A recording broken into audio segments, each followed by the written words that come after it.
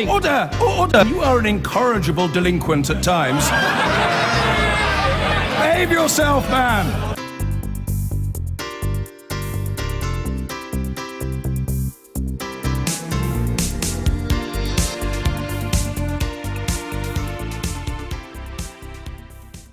It looked like some of the worst excesses of Islamic State extremism. Alawite residents of Damascus paraded in cages as human shields against the threat of attacks by forces loyal to President Assad.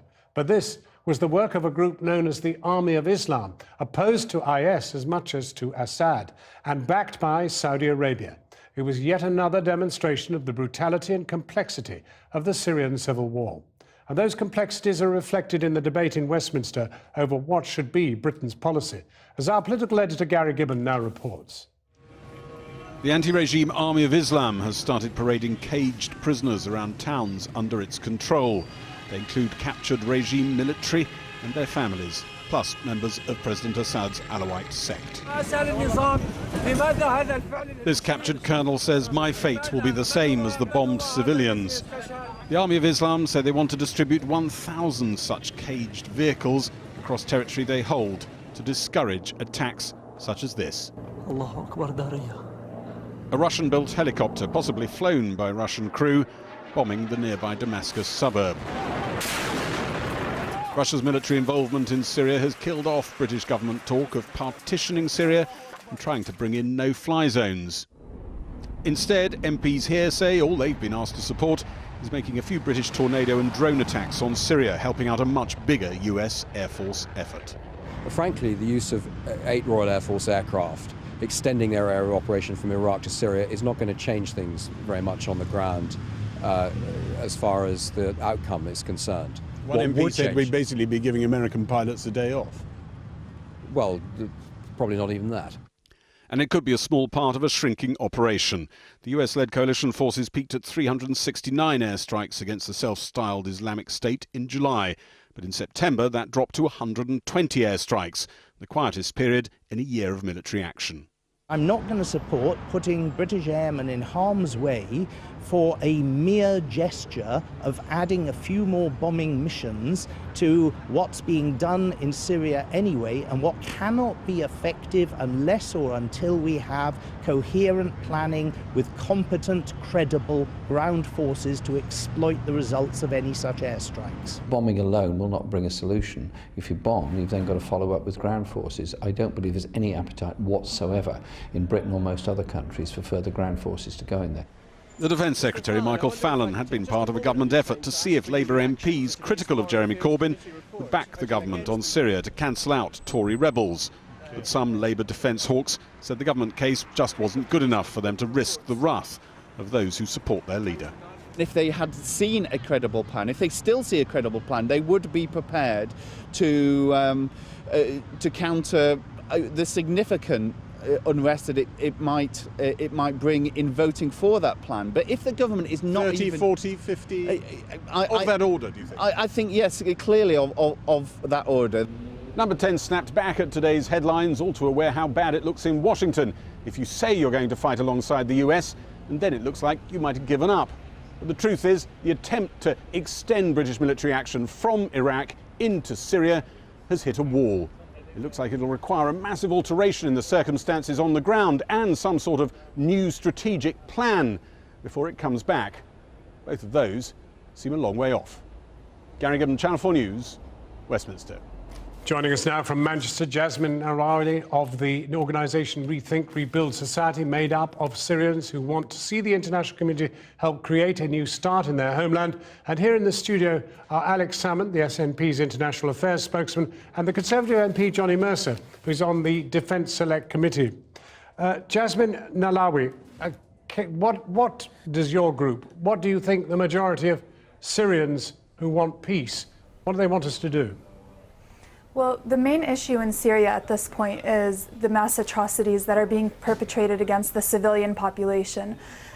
If you ask Syrians on the ground, or if you ask Syrians outside of Syria what they want to see, it's civilian protection. And the route that we're going through and the route that we're advocating is for the UK to implement a no-bombing zone over Syria. We advocate that this is going to be the least interventionist and the least costly and yet the most effective. We don't advocate a direct confrontation with Russia. We also don't see the effectiveness of an ISIS-only bombing. We want the UK to look towards a comprehensive solution that looks towards civilian protection. Okay, Johnny Mercer, setting up therefore no-fly zones. Any prospect? Well, I don't think there is at the moment, John, because no-fly zones on their own aren't going to achieve what we're looking to achieve in northern Syria or wherever these are. But look, I don't think Which is what? Sorry? What do we want to achieve? Well, what we want to achieve clearly is an opportunity to create the space and time for the Syrian people to establish a peaceful and a political Syria. Now, that there's plenty of options we need to go through, but I do think the idea of sort of standing on the sidelines and wringing our wrists at it isn't going to solve anything. We've seen already 250,000 people dead. We've seen 2 million people crossing into Turkey already. But Jasmine is asking for protection of the people before anything else happens. Surely a no-fly zone might be one of those routes. Yes, but how are you going to control that without any sort of ground force implementation? How are you going to control these sort of safe havens like we did in Bosnia? How are you going to do that without committing troops to the ground? I think, we all want to see the same thing, but I think this idea of completely, coming away from the conversation and not talking about extending our mission into Syria, I don't think that's the answer. Well, do we want safe havens?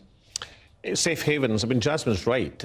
If you start from the premise that the first thing is protection of the Syrian people and resolution of the conflict, but you could only have safe havens if you can get agreement between the 12 countries who are combatants in Syria at the present moment. Anything else than that would require a military confrontation, which would probably add to the hostilities. But you're a straight talker. That's a do-nothing policy, isn't it? No, it's a policy. Because we're not going to get those 12 countries to agree. I'm straight down the line with the Foreign Affairs Select Committee today, which was as straight talking as you'll get. Firstly, they said the UK government is totally absent from any coherent strategy. And secondly, this idea of being number 13, unlucky 13 in the countries bombing and engaged in military action in Syria is a distraction from the real process of trying to find a peace settlement for that country to help the people of Syria that Jasmine's talking about. Well, Jasmine, it's clear that the two politicians here are really talking about talks. Yeah, I think at the end of the day, I just have to stress that Syrians themselves, we advocate a political settlement. But we've had years of failed political talks. We had Kofi Annan, we had Lakhdar al-Ibrahimi, and now we have Staffan de Mistura. And it's very obvious that these talks aren't going anywhere without real civilian protection. So without protecting civilians from air attacks, at least, which are used in an indiscriminate manner by the Assad regime, there is no way that we can achieve civilian protection, and there's no way that we can get negotiations going. So a no-bombing zone, which I would also distinguish as not safe havens, which would require troops on the ground. Right. It's not a no-fly zone. A no-bombing zone would allow for the conditions where a negotiation or a political settlement could emerge, and that's what we want to advocate for. What is pretty clear, Alex Sabat, from our conversation so far is that nobody is talking about what David Cameron was talking about only a few days ago, which is extending Britain's role in bombing Syria.